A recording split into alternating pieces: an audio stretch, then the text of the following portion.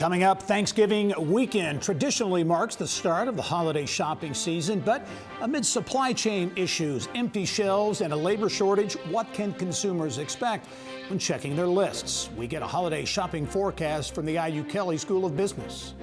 The pandemic did not slow down Hard Truth Distilling Company. Instead, the company doubling down with significant investment and now expects well over 600,000 visitors at its 325-acre destination distillery. Plus, I'm Mary Rachel Redmond in Gerry, Indiana. Behind me, the original Jackson family home, and just across the way is Roosevelt High School, where Michael Jackson won his very first talent competition in 1966.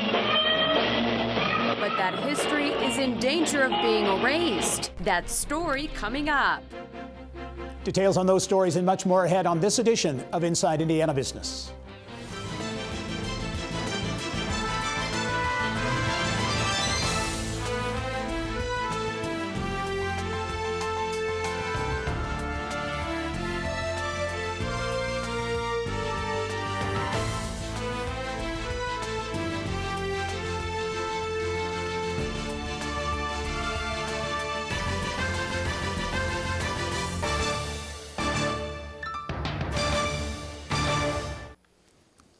Hello and welcome to Inside Indiana Business. I'm Gerry Dick. The Thanksgiving holiday weekend is more than family, food, and football. It's also about shopping, but this year's supply chain issues bringing challenges, frustrations for retailers and consumers alike, and could mean 20% higher prices for online shoppers this holiday season. With more on what we can expect online and in-store, pleased to be joined by the director of the Center for Research and Education in Retail at the Kelley School of Business, John Talbott. And John, as always, welcome to the show. Thank you, Gerry. It's a pleasure to be here, as always. Thanks. Yeah, I know we were talking off camera a moment ago. You've been doing this for a number of years, and you say the forecasting business this year is as challenging as ever because there are so many issues really at play.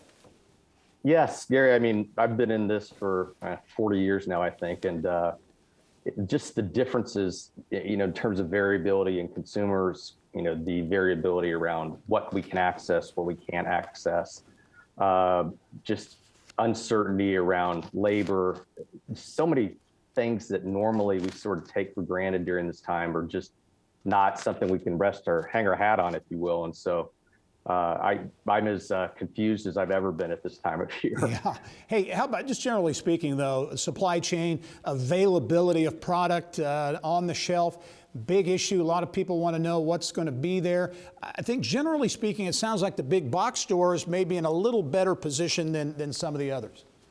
Yeah, I think we've all seen over the last couple of weeks, some of the big players like Target and Walmart have announced third quarter earnings results. And in both cases, the CEOs of those companies made it very clear that they said, our shelves will be full. We will be in stock on inventory. We've gone through a number of extraordinary measures to be able to make sure that our ships got emptied and that our shelves are full. So please come shop.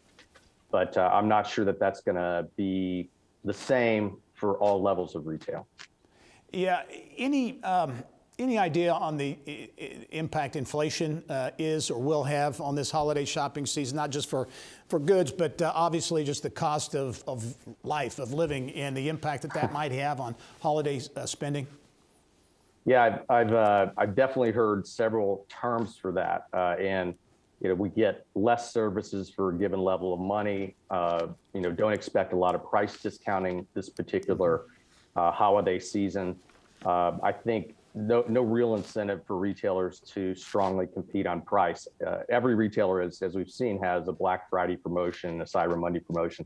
Those were put in place not years, but months and months and months ago to be sure that they had those goods in place. But once they're gone, it's going to be challenging to refill. Yeah. As you look at what will be popular this holiday season, gift cards have been popular for a number of years, but I know you feel as though the gift card may be the gift of choice in part because of these supply chain issues. Yeah, I like gift cards, Gerry, because especially for smaller retailers who may have more of a challenge in getting the things that they need and also particularly being able to replenish on those items that I think for them to be able to get the assurance of that revenue in the bank and then have the opportunity to work with their suppliers to get those goods in first quarter, second quarter of next year, and turn those gift card transactions into a revenue transaction. But they still get the cash, which is great for small players. And so I think there's no reason for them to miss a sale if you have a gift card that you can put in place. Yeah, how about your general outlook for those smaller mom and pop, those mid-sized retailers around the state, maybe in some of the more rural and smaller areas around the state? Certainly have been challenged during the pandemic. How do you think they're going to fare this holiday season? Well, Gary, you know, I'm in Bloomington, and I'm sure you're familiar with Bloomington. We have a lovely little square down here with many locally owned businesses. And last year, the ability to get into the store was much more challenging. But these people are our friends, our neighbors. I think I'm hopeful that people will say, I want to get back into my local retailer and see that person again, and see what's new and see what they've discovered in this challenging marketplace. So I think it's going to be a good year for smaller retailers. They've had to live through a lot, and last year is certainly probably the most challenging in history, but I'd like to think things are on the comeback. Yep. We only have about 20 seconds, John, but as you look to next year, 2022, any thoughts in terms of the outlook, in terms of spending and retail and how things might shake out next year? Well, obviously, it depends on the economy overall, and there's some uncertainty around that, although I think the general outlook is good. And if that's the case, and we have some good news around COVID and being able to deal with it as a society. And so that might mean the masks are off and that stores are open, and they'll be up against pretty easy numbers from last year. So I think we'll see good first and second quarter earnings. Great perspective, as always, from John Talbott, the Director, Center for Research and Education and Retail at the IU Kelley School of Business. John, happy Thanksgiving to you. We look forward to seeing you soon. Same to you, Gary. Thanks. Have a nice Thanksgiving. All right. Bye. Well, the supply chain crisis also gumming up things for builders and remodelers like MINA STARSIak Hawk, the star of HGTV's wildly popular series, Good Bones. She is my guest on the next Business and Beyond podcast. MINA and her mom, Karen Elaine, have helped put Indianapolis in the national spotlight since Two Chicks and a Hammer hit the air in 2015. It was renamed Good Bones and now has more than 2 million viewers. MINA STARSIak Hawk says the supply chain bottleneck has had a big impact on construction costs. Everything is so much more expensive, and on Good Bones, like, you can see our profit margins are not huge. So a $20,000, $30,000 profit margin, if anything, gets eaten up insanely quickly when metal costs double, lumber costs double. I mean, to get insulation in one of our projects, I could wait 30 days and pay $46 a roll, or I could wait 5 days and pay $109. And time is money, so I paid $109 a bundle. There's a worker shortage like everyone is experiencing. So it's been incredibly, incredibly challenging. Much more with MINA STARSIak Hawk, my guest on this week's Business and Beyond podcast. To check it out, just go to InsideIndianaBusiness.com and click on the subscribe tab. Well, TechPoint will soon start accepting applications for the 23rd annual MIRA Awards, celebrating the best of tech in Indiana. Up next, CEO Mike Langelier explains why the annual awards are so important to the state's tech sector.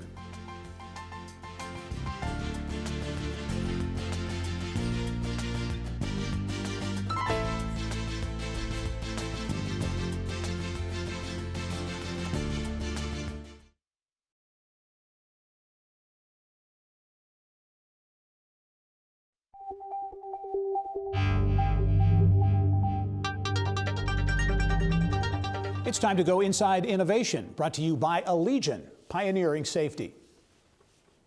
Well, the MIRA Awards are described as the Oscars of tech in Indiana, but it's more than just a party. It's a 6-month season that culminates with the gala, where successes are celebrated and the spotlight is on Indiana's growing tech economy. Nominations for the 2022 MIRA Awards open next week, and I'm pleased to welcome back to the show TechPoint President and CEO Mike Langelier, and also Yao Aning to talk about why these annual awards are more than just a trophy. Gentlemen, welcome as always. Thanks, Gary. Thanks, Gary. Hey, Mike, I want to start with you on MIRA. This has, continued to be such a popular event. Obviously, COVID made this a virtual event, which was nice, but not the same as in person. Going to change to in person. Tell me about the interest and how big this event has become, and why it's important, in your view, for the tech economy in Indiana. Yeah, it's that time of year, Gary, the time when companies and universities and cities and individuals all across the state submit their applications for, as you said, what's known as the Oscars of Tech in Indiana, the MIRA Awards. And in April of 2022, pandemic permitting, we'll be back in person for the first time in 3 years. And I think as we all have felt the separation of not being in close proximity to people that we care about and people in our community over the course of the past couple of years, we're looking forward to changing that, having people back in person. This will be, yeah. I can imagine already that sold out crowd at the JW Marriott in downtown Indianapolis. Yeah, as you mentioned, sellout crowd, so lots of people there will be jam-packed. But also in terms of the interest, you have continued to see an increase in the number of entries, the number of applications, and from not just central Indiana, but around the state. Yeah, we have. And last year, we saw trends that I like in a lot of different dimensions. We saw more regions and companies and people from all across the state. We saw more individuals from underrepresented groups all across the state as well. That was a really positive sign from last year. And as you said, the quantity continues to increase too, which is a good sign for both innovation and for tech company growth. Yeah, Yao Ning, CEO of Malomo, a really innovative shipment tracking platform. Yao, you won not one, but 2 awards last year as the Startup of the Year and also the Rising Entrepreneur. Those things are neat to have, those trophies, and you got one right over your left shoulder there, I see in the picture, in the shot. But what does it mean to win an award at the MIRA Awards, to you personally and to the company? Yeah, I mean, it was an honor winning 2 MIRA awards. I've always dreamed of winning a MIRA for the longest time as an entrepreneur. It's kind of the highlight as a business owner to be recognized in that way. For the company, it just did some tremendous things. I think it really solidified us as a breakout tech company with an exciting company culture. And it also helped us from a hiring perspective. It had a huge impact on our brand reputation. We saw a flood of applications from prospective candidates to open positions, which helped us really hire some key team members. So only have about 20 seconds. Give us a quick snapshot of Malomo. I know things continue to grow there. Yeah, things have been really, really great. We work with e-commerce merchants. As many people know, e-commerce is growing tremendously fast. We saw our team double in size, our customer count triple in size this year. And we were also honored later in the year to the Forbes Cloud 100 Rising Stars list. I think the MIRA Awards really set us up there nicely. Yao Ning, the co-founder and CEO at Malomo. Mike Langelier, the CEO at TechPoint. MIRA Awards applications open up November 30 next week. Looking forward to that event. Gentlemen, thanks for joining us. Thanks, Gary. Thanks for having us. All right, well, next we head to Northwest Indiana to Gerry, where an iconic landmark finds itself once again in a precarious spot on Indiana Landmark's 10 most endangered list. Mary Rachel Redmond has an update from Lake County.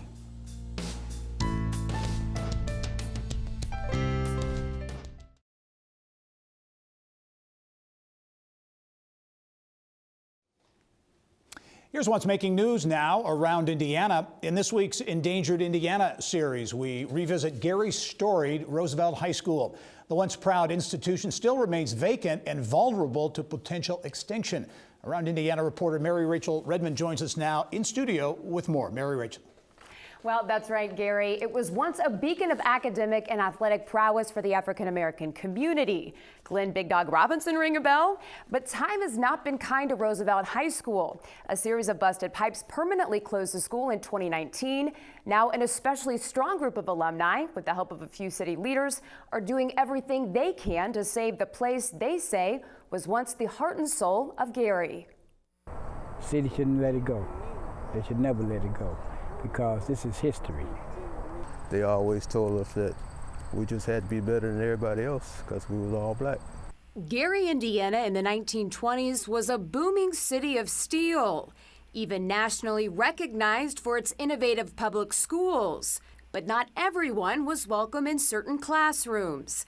And when the city attempted to integrate a few black students to its all-white Emerson High School in 1927, it ended in disaster. White students walked out of Emerson after attempts of integration, and the school corporation in reaction decided to build this school, and then it went on to again be a beacon of black excellence in the city of Gerry. Roosevelt High School was built in 1930, and it was one of only 3 all-African-American high schools in the state of Indiana, a source of pride for many residents here in Gerry. So this was our center of culture, and many of the city people that were in positions of authority or let's say influence were Rooseveltians. But this school was always considered a sacred spot. But this sacred spot has fallen on hard times.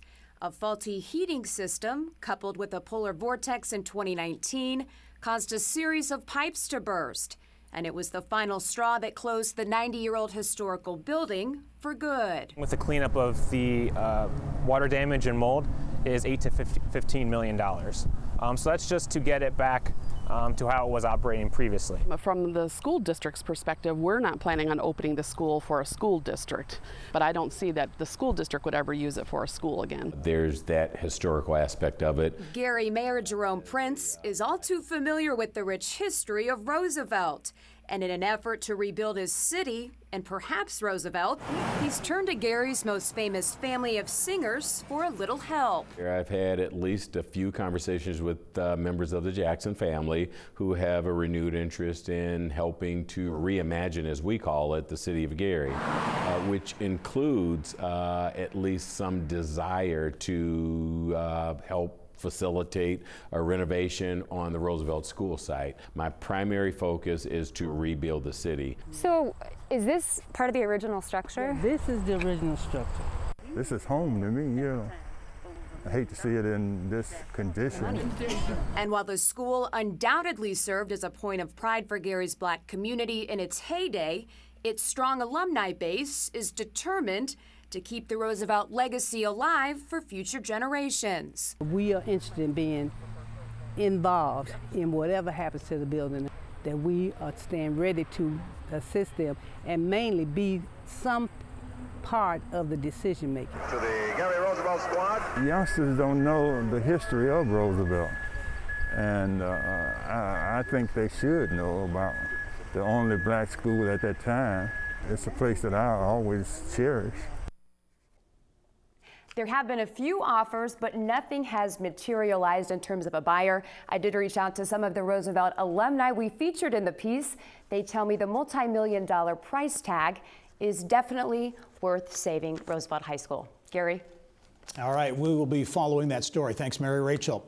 Well, here is the hard truth. There's a business in Nashville carving out a hugely successful path in the distillery industry. More on the evolution of Hard Truth Distillery Company coming up.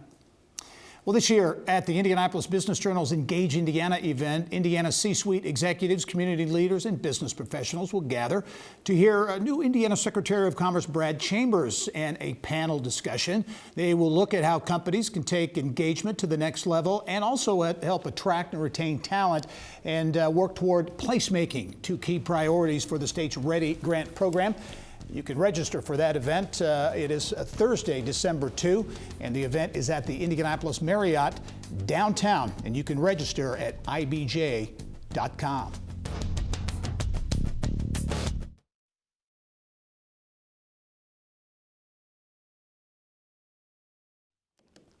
Well, Hard Truth Distilling Company is a state-of-the-art distillery set on a 325-acre wooded campus in the heart of Brown County. Now, this year, the destination distillery is on track to welcome, get this, more than 600,000 visitors. Business really didn't slow down during the pandemic. It actually increased, and Hard Truth is expanding its footprint to create a national brand. With more on what's fueling growth, pleased to welcome back to the show co-founder and partner of Big Woods Restaurants, Quaffon Brewing Company, and Hard Truth, Jeff McCabe. Jeff, welcome. Thank you. Glad to be here. Well, and congratulations on the growth. We have done a couple of stories on your campus there in Brown County, which is really an interesting place. And what I think is interesting about your business, be it the distilling, the restaurant, the brewery, is during the pandemic you didn't slow down. You really doubled down, and that was very much an intentional move.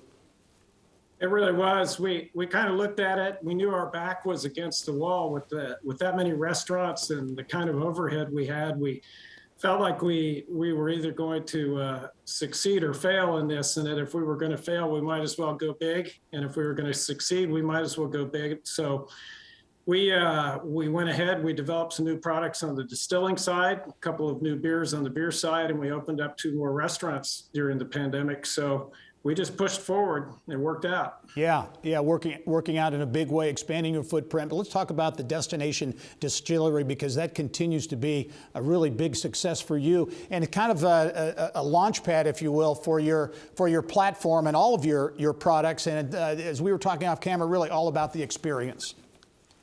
Yeah, it's really great. Here on the 325 acres, we're able to bring all 3 brands to life, really, and that's the way we think about it. We think about the campus as kind of a living expression of the brands, and you can come here. If all you wanted to do was take a walk in the woods, you could do that. If you're here to eat and drink and experience, you can do that too. The family's welcome to come, and we've got some tour options that are just off the hook, right? Like the ATV tours and that kind of stuff. So a little bit of everything. Yeah. Hey, let's talk about your restaurant, Big Woods Restaurants, because that is in expansion mode, including at the Fashion Mall here on the north side of Indianapolis. You've got some pretty big plans. Yeah, we're going to do 2 things, and this is our second project with the folks at Simon.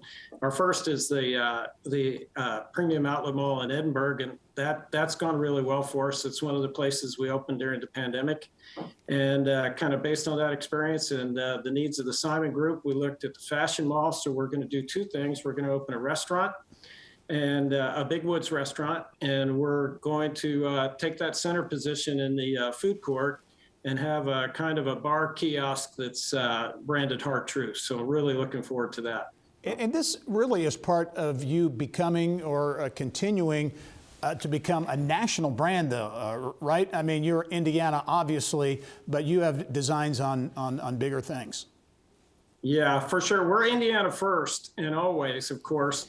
But we're now distributed in 10 states, and in the next several months, we'll be distributed in 22 states with Hard Truth. And this is another great opportunity to introduce people to Hard Truth in a big way. Yeah. So we're absolutely focused on that. Hey, about 20 seconds left, Jeff, but what's next? Continued growth around the country? Yeah, the beer brand is growing at about 27% this year, so we'll keep that going. Restaurants are great. Black Friday, we released our first whiskey distillate that's 100% from Indiana, including the corn that we grew. So that Hard Truth Sweet Mash will be in stores on Friday, which is really exciting for us. Big Woods, Quaffon, Hard Truth Inc., co-founder and partner Jeff McCabe. Jeff, congratulations on the growth. We look forward to following your story. Thank you very much. I appreciate your support, Gerry. It's great. All right. Well, more Indiana business news coming up in our next half hour, including just what the doctor ordered for athletes who deal with skin issues. We'll have details on Dr. Doug's balms in the business of health.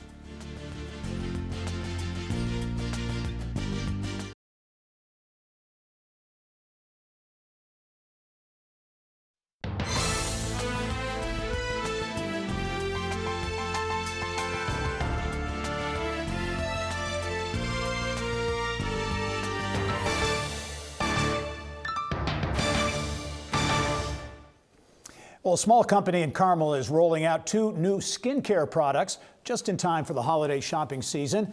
Founded about 5 years ago, Dr. Doug's Balms has grown now into a full line of organic products. Business of Health reporter Kylie Valletta has more. Kylie. That's right, Gary. Dr. Doug Strobel is a neurologist in Indianapolis, but also an endurance athlete. And that intense competition led him to create the first balm in his kitchen. Dr. Doug's Balms is now a full line of organic skincare products. The company says it can help Hoosiers shop locally this holiday season and avoid supply chain bottlenecks because all of the balms are made in Carmel. Dr. Doug himself joins me now to tell us more about the growing company and its two newest products. Hi, Doug. I don't know if I should call you Dr. Doug or just Doug.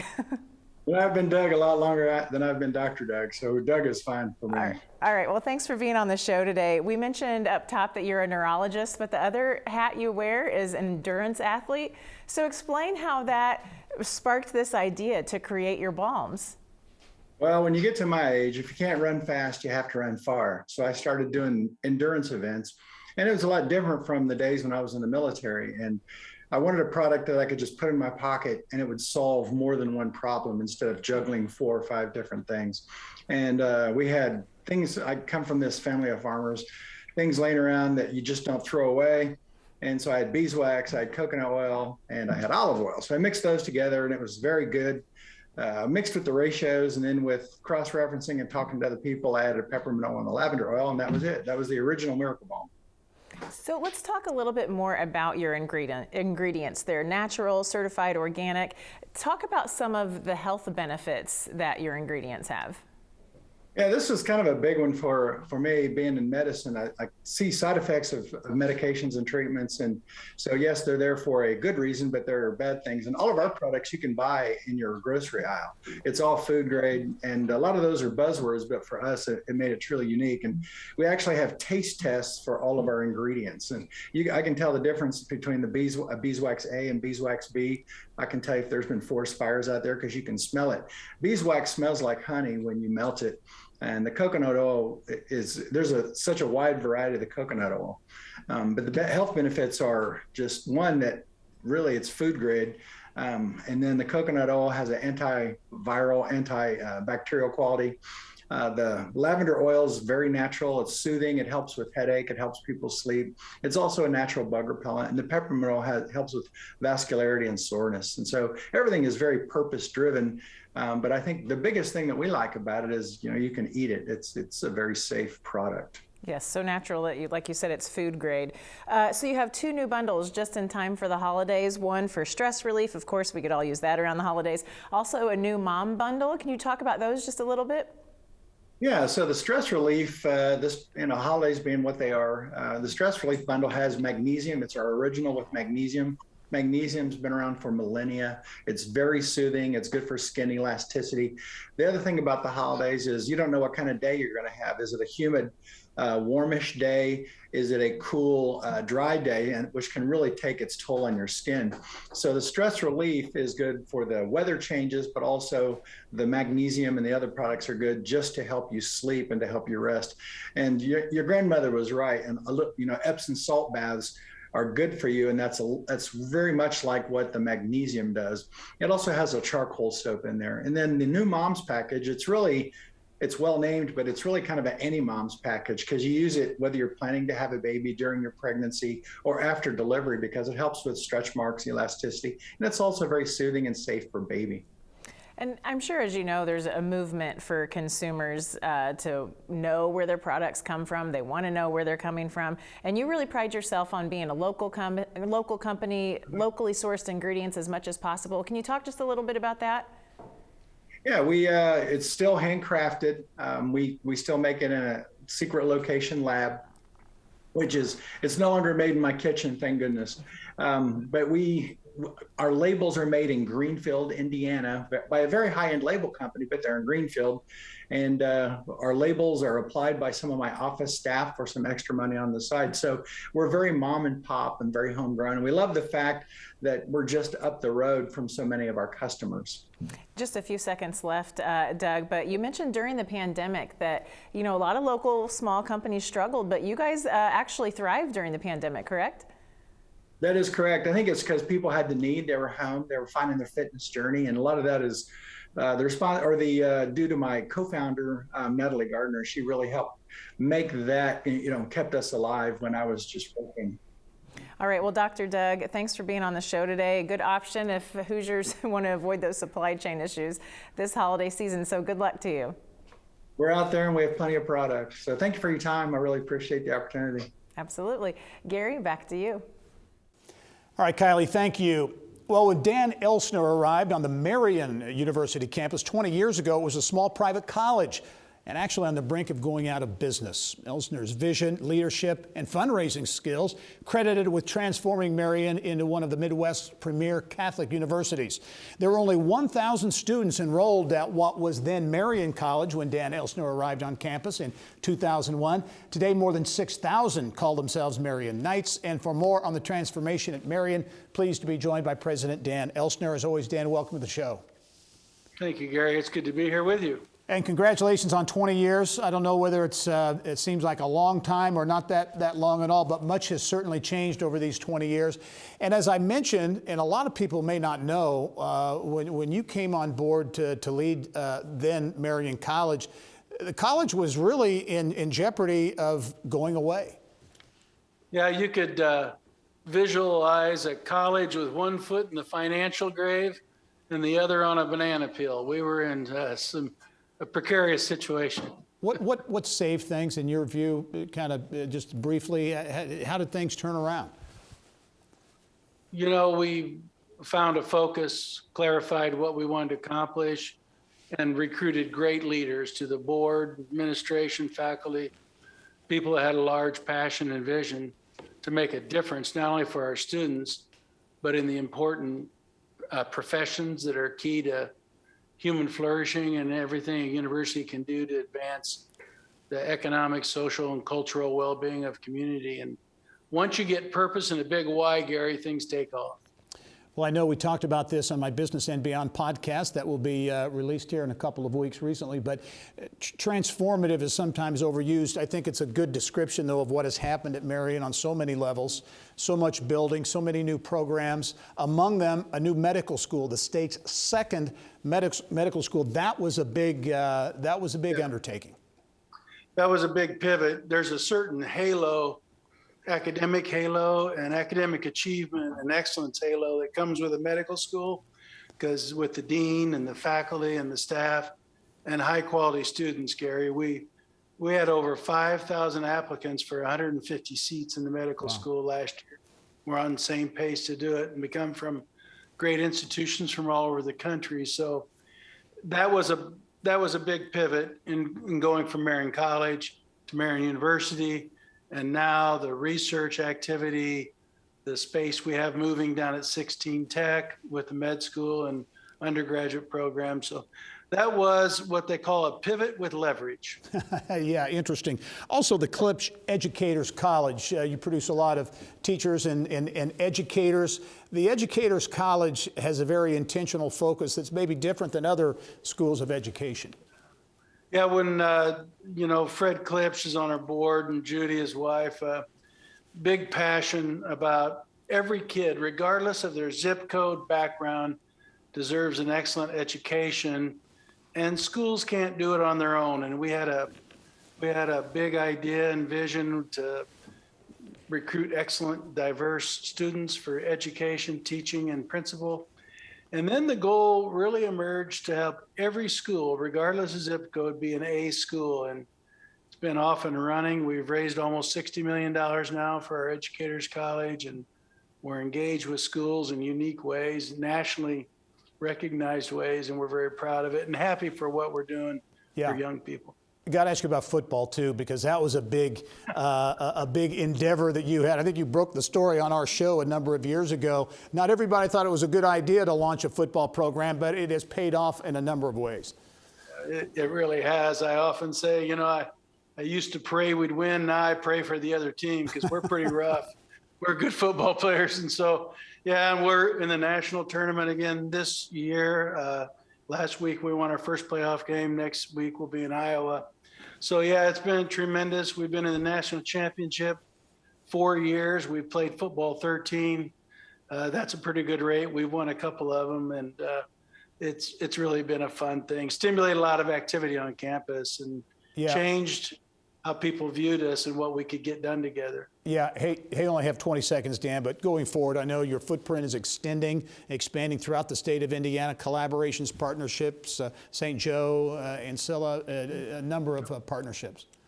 Right, yeah, we're in Nashville, Tennessee, Oklahoma City, different places where with a combination of online and on the ground solid partnerships, we're going to be in a lot of places with Marion University in a highly effective manner. All right. Much continues to happen on the campus of Marion University here in Indianapolis. Dan Elsner, 20 years leading the school. Thanks for joining us.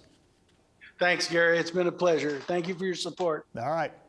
Well, Ireland-based Allegion has announced plans to grow its Central Indiana footprint of its subsidiary here in Indianapolis. The security products and solutions provider says it will invest $13 million to enhance its manufacturing and engineering capabilities in Indiana and create up to 325 jobs by the end of 2026. Allegion, which has its America's regional headquarters in Carmel, says the effort also includes the expansion of its IT and innovation presence in the region. Allegion currently employs about 1,300 workers in central Indiana. Well, next, inside this week's IBJ, retail experts suggesting holiday shoppers choose gift cards and local stores to avoid supply chain issues. We'll have more headlines as well. That's coming up next.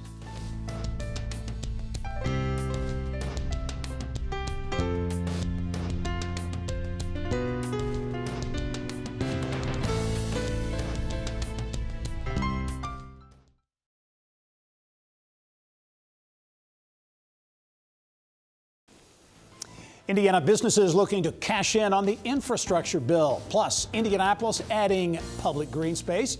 IBJ editor Leslie Weidenbender is here now to break it all down as we look ahead to what is in this week's IBJ. Leslie, is always welcome. Thank you. You talked last week about the infrastructure bill. So many pieces to that. It's massive, lots of money coming into Indiana.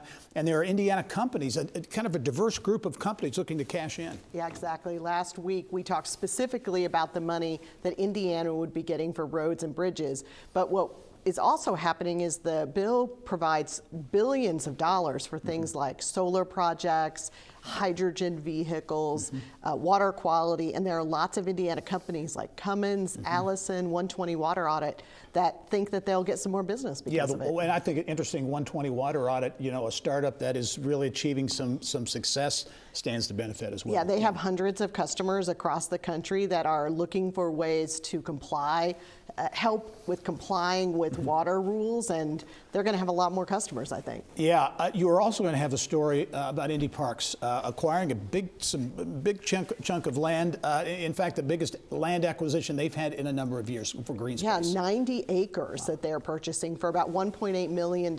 This is money that's available through the federal pandemic assistance, and so it's letting them do something they haven't been able to do in 2 decades. Combined, they haven't bought 90 acres. And they really don't have a land acquisition budget, right? They don't. They really don't. And they also don't have money to actually develop this land. So right now they're buying the land, and then they're going to set it aside until they have a bigger plan for it. That will be an interesting story to watch. And it is the season. Holiday shopping season is upon us.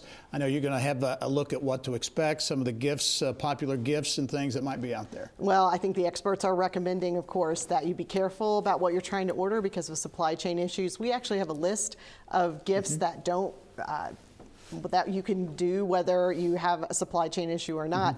A DNR gift card to for camping, or an annual park pass, a day at the spa, or even try shopping at antique or secondhand stores where there are lots of options. Yeah, DNR, that's an interesting one. And I know gift cards have been hot for a number of years, but I think maybe especially so this year because of the supply chain issues. Absolutely. You can give somebody a gift card and they can use it when whatever they want is actually in stock. Leslie Weidenbender, as always, great to have you here with a preview of what's coming up in a jam-packed IBJ. We'll talk to you soon. Great, thank you. All right.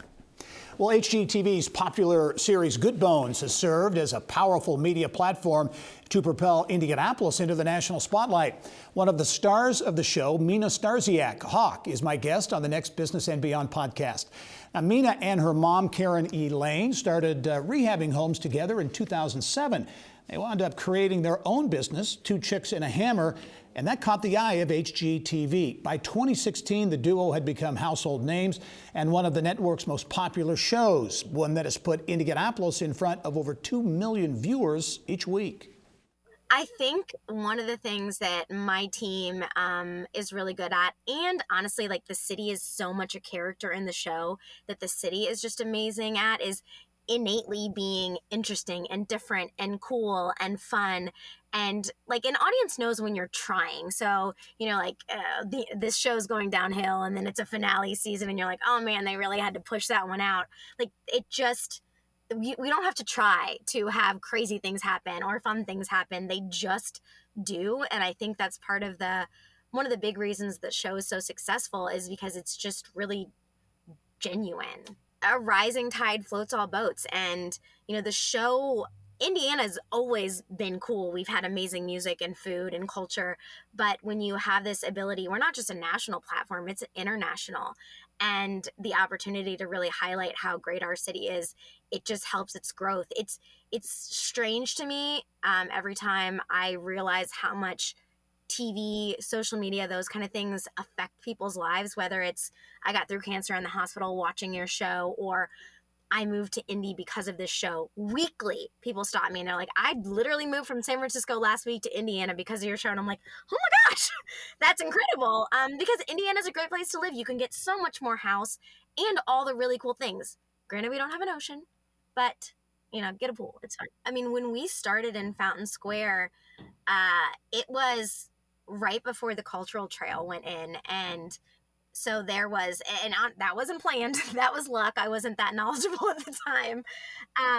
But, you know, investing in the city right around the same time that the city started investing more in the city, I think has been huge. And since then, it can't happen in a bubble. So that there are, you know, smaller renovation companies, big investment companies, the city, you know, Visit Indy bringing money into the city, all those things like put together have made a really big change. And it's super challenging because I think it's hard for a lot of people that are more old school to see the positive side of all the changes. And so that comes up a lot with the conversation of gentrification. But I'm definitely proud of what we've been able to do for the city. Overall, there's definitely things we're always trying to do better. But it's for sure something that I'm happy about. Great conversation with MINA STARSIAK Hawk on the next Business and Beyond podcast. To check it out, just go to InsideIndianaBusiness.com and click on the subscribe tab. Coming up next, we dive into the supply chain crisis, its impact on holiday shopping in Indiana and beyond with our Insiders panel. Stay with us.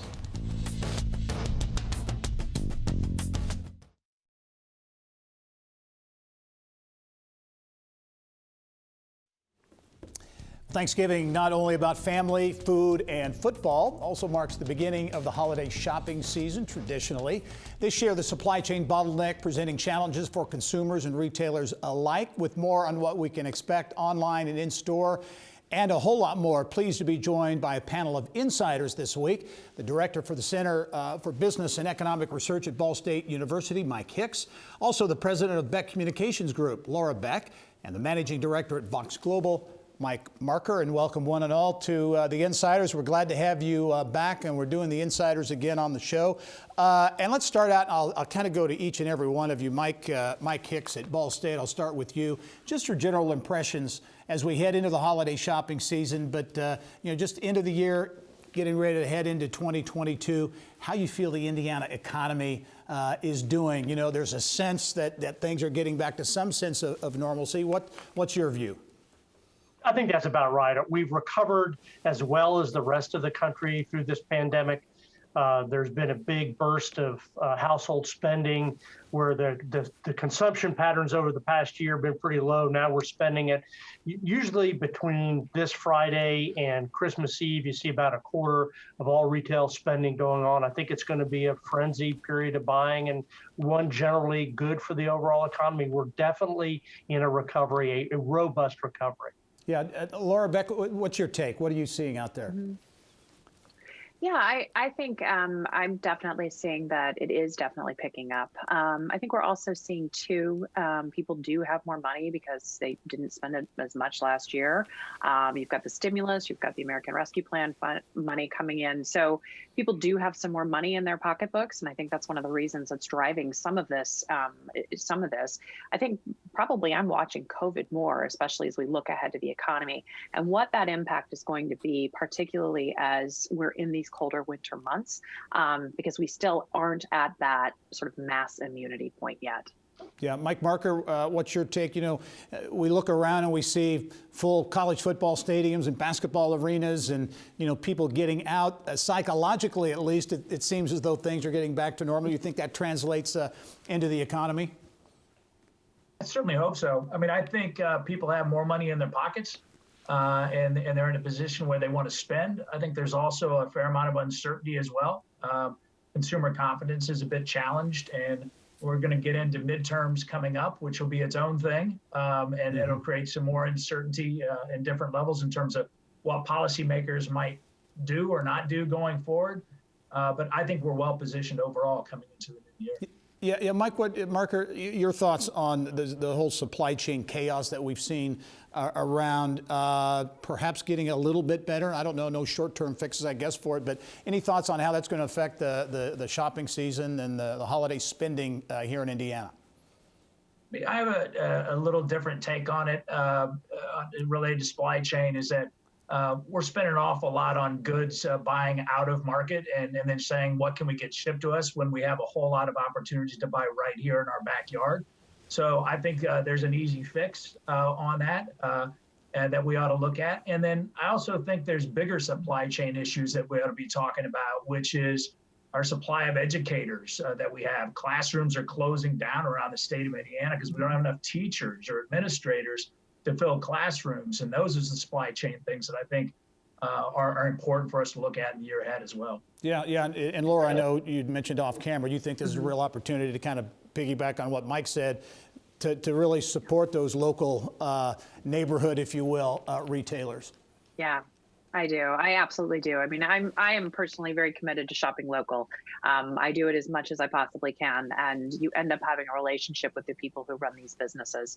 And all over the state of Indiana, we have some amazing local small businesses that are doing great things every day. They're reinvesting in their communities. So even if you live in Indianapolis or you live in a more rural community, you can find, as Mike said, right in your backyard. So this really is an opportunity for us to look beyond what we typically do and what we're accustomed to doing, and really reinvesting in our communities. Yeah, Mike Hicks, from an economist standpoint, your take on the supply chain challenges, and are there any things that can be done? I've heard people talk about easing some of the regulations with truck drivers and the age of truck drivers and getting them more of those in the system. Anything that can be done, in your view, to kind of alleviate some of these bottlenecks? Well, I think Mike and Laura have largely hit the point here. This is a demand-driven problem primarily. We're buying a lot of goods after having not spent a lot of money last year, and that makes it very difficult for producers to get everything in. So there are things we can do: buy more services, go to a local movie, go to do something locally. I do think that there's an awful strong argument for mitigating some of the regulatory constraints, the Jones Act and automation at ports, and maybe loosens up rules on truck drivers. But those would be good ideas, even if we weren't in a challenging delivery standpoint. So yeah, I think we ought to do those things, but there's nothing that's going to fix this except patience and the free market activities that the producers are doing right now. And I think we're kind of at the peak of this problem. I think but certainly after Christmas, I think it'll be largely solved. Yeah, Mike Hicks, I'll start with you, like all of your takes on the outlook for the future of work in the office versus remote. Mike Hicks, how do you see that playing out? You've been, a few months ago, people say, hey, it's going to be all remote. And now we're saying, hey, it's going to be maybe a mix. What are you seeing? Right. I mean, there are a number of studies out there, like the McKinsey one that says about 20 to 30% of hours worked are going to be remote.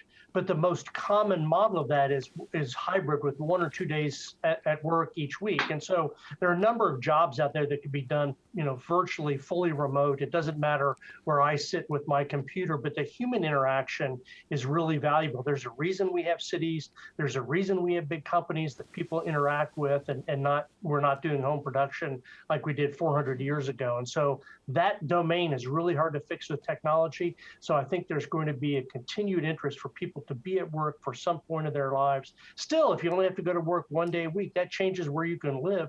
And it makes a lot of places in Indiana very attractive that maybe weren't on the radar of young professionals. Yeah, interesting point. Mike Marker, your take on what we're going to be doing in or out of the office? Yeah, I agree with Mike. Certainly plenty of jobs that can be remote only or fully remote. I do think that from a culture perspective and from a talent attraction and retention perspective, it's the wild, wild west, right? And we're not going to know more about this until we've experimented with it. McKinsey's saying 1 to 2 days a week in the office. If you're asking me, I'd say 2 to 3 days a week is going to be better for a culture, but you're going to have to find that right balance to make sure you attract and retain the top talent and meet the needs that they have. Because employees, a lot of reports out there about employees being more in the driver's seat. And so a lot of companies are going to have to tune into the needs of their top talent to make sure they can retain. Yeah. Laura, I'll give you the final word on this. Where do you see the future of work? Well, I agree with both Michael and Mike. I do think we're going to see a blend of it. But I do think there are some businesses and some, even local governments, for example, where you can't have people do remote work. I mean, there are just some jobs that you have to have people working. So from a talent perspective, what I think is going to be interesting is once we get kids back in schools, we get them vaccinated, they're back in schools, they're not e-learning. You may see a lot of folks who do want to continue to work at home because it does give them flexibility, and they're not having to both teach their children and work at the same time. So it's going to be really interesting to see how it all shakes out. Will indeed be interesting, to be sure. Laura Beck, Mike Hicks, and Mike Marker, thanks one and all for being on The Insiders. Happy Thanksgiving as well. Happy Thanksgiving. Thanks. And we'll be right back after this. Stay with us.